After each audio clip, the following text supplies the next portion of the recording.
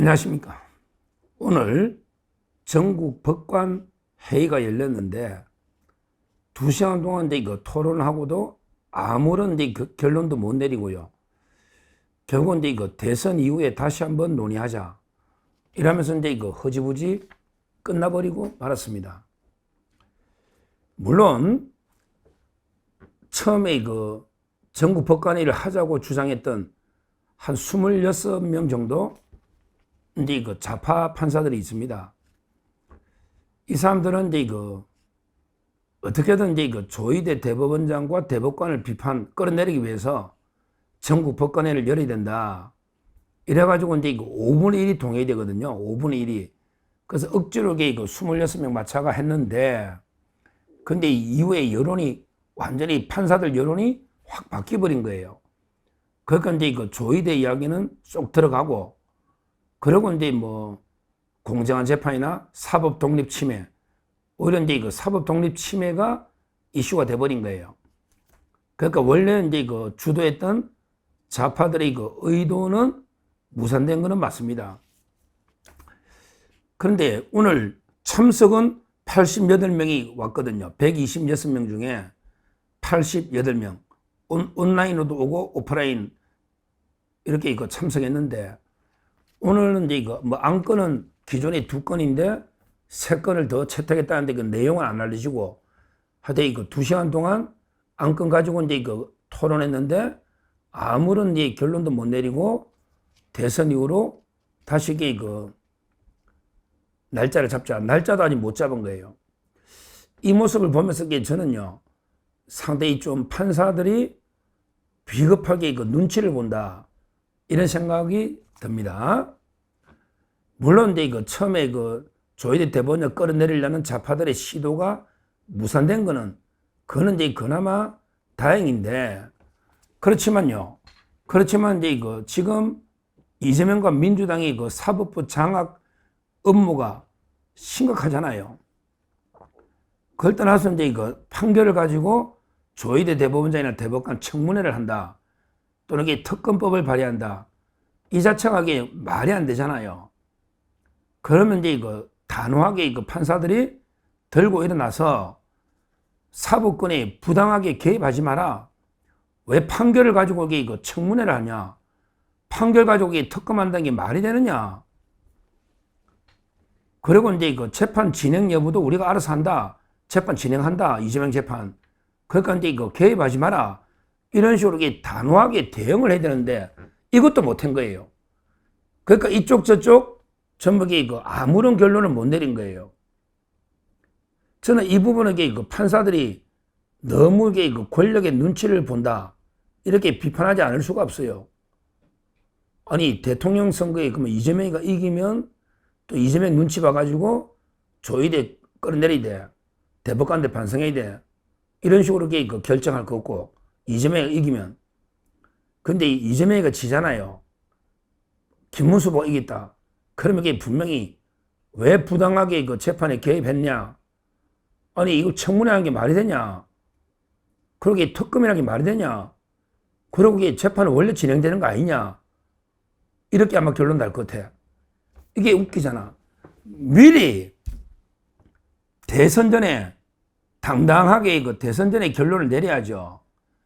명색이 판사라면 대선 전에 미리 사법부에 대해서 정치권이 왈가왈부 개입하지 마. 그러고 우리 대법원장하고 대법관들이 어떻게 흔들어 청문회 말이 돼? 그리고 대통령이 되든 안 되든 우리는 이재명 재판을 계속해. 왜 재판을 하라 마라 하느냐? 이런 식으로 결론, 대선 전에 결론 내려야지. 그래야 이게 용기가 있고 소신이 있고 강단이 있는 거지. 대선 끝나서 또 해야 한다. 이거는 대선 결과 보고 거기에 맞춰가지고 결론 내리겠다. 이게 무슨 부끄러운 모습입니까? 진짜 판사들 부끄러워서 이러니까 사법 독립이 되겠습니까? 다시 한 번 말씀드리지만, 처음에 조희대 끌어내리려고 좌파들이 무리하게 법관에 소집한 게 잘못된 건 맞는데, 그러나 소집을 했으면 뭔가 결론을 내려가지고 단호하게 사법권 침해에 대해서 대응을 했어야죠. 이게 뭐냐고요. 2시간 동안 이게 그 회의에서 아무 결론도 못 내리고 다음 날짜도 못 잡고 다음에 한 번 더 토론해보자. 그때 가서 하자. 이 말은 대선 결과 가지고 결국 이제 눈치 보고 그때 가서 그 결정했다. 이런 게 부끄러운 모습 아닙니까? 이래서 이게 사법부 독립이 수호가 되겠습니까? 대선 결과가 뭐 중요합니까? 이재명이 대통령이 되더라도 잘못된 부당한 사법권 침해에 대해서는 당당하게 맞서 싸워야지. 이재명이가 대통령 되나 안 되나 한번 지켜보고 그때 가서 이게 판단해보자. 이런 게 부끄러운 모습을 보여서는 안 된다. 이 말입니다. 물론 이제 그 민주당도 오늘 꼬리를 많이 내렸어요. 특히 그 김어준 대법관법이라고 있잖아요. 법조인이 아니더라도 대법관이 되게 하자. 이거요. 원래 이재명이 핵심들이 발의한 겁니다. 대표적으로 이제 뭐 박범계, 그 다음에 이재명의 그 법률 비서실장 법률 쪽으로 그 메인 변호사는 이제 그 박균택이거든요. 박균택, 그 다음에 박범계, 그 다음에 최고위원 장경태, 그 다음에 이성윤, 또는 똥별 4개 가진 김병주, 이런 자들이 다 발의했던 법입니다. 그런데 이게 이제 여론이 워낙 안 좋으니까 김어준 대법관법이라고 명칭이 그렇게 프레임이 짜져버린 거예요. 그러니까 이제 그 민주당도 꼬리를 내려서 철회를 했는데요. 근데 이거 조심해야 돼요. 이거는 위장 철회입니다. 아마 이게 워낙 여론이 안 좋으니까 이재명이가 야, 너 좀 자중해라. 내한테 왜 말도 안 하고 너희끼리 발의하냐. 이거 쇼하는 겁니다. 제가 보기에 위장 철회입니다. 아마 이게 대선 끝나면 다시 김어준 대법관법 또 발의합니다. 이놈들이 대선 때 역풍이 부니까 잠시 위장으로 꼬리 내려 철회한 건데 완전히 철회했다고 생각하면 안 됩니다. 그러니까 이제 그 민주당도 아마 오늘 상당히 그 여론의 눈치를 봐가지고 법안을 철회하니까 판사들도 이제 그 어떤 결론도 못 내리고 그냥 대선 이후에 다시 한번 의논합시다. 이렇게 끝냈는데 이거는 참으로 저는 판사들도 부끄러운 모습이다. 왜냐하면 이게 이 정도까지 이미 민주당이 사법 독립을 철저하게 집행하고 유린한 게 맞잖아요. 이미. 그게 바로 이제 이거 청문회고요. 그리고 이제 특검인데, 아니, 본인들의 수장인 대법원장이 청문회 오라 가라 또는 특검을 하고 이런 게 그 본인들의 대표 수장이 이렇게 수모를 겪고 있는데 이걸 이게 그 한마디 단호하게 맞서지도 못하고 나 몰라라 한마디 말도 못하는 판사들이 정말 부끄럽다. 이런 이제 그 생각이 들고요. 제가 원래 전국 법관회의가 절반이 우리법 연구에 좌파다. 그래도 이게 그나마 다행인 거는 자기들이 봐도 이게 그 좌파들이 봐도 또 이게 조이대 끌어내리려니까 너무 이게 해도 너무하거든요. 이재명이 편들라니까 자기들이 봐도 이게 워낙 여론이 안 좋고 이게 처음부터 개최할 때 70명이 반대했던 거거든요. 26명이 밀어붙인 거예요. 그래서 결론적으로 이제 그 좌파들이 원래 의도가 무산됐다.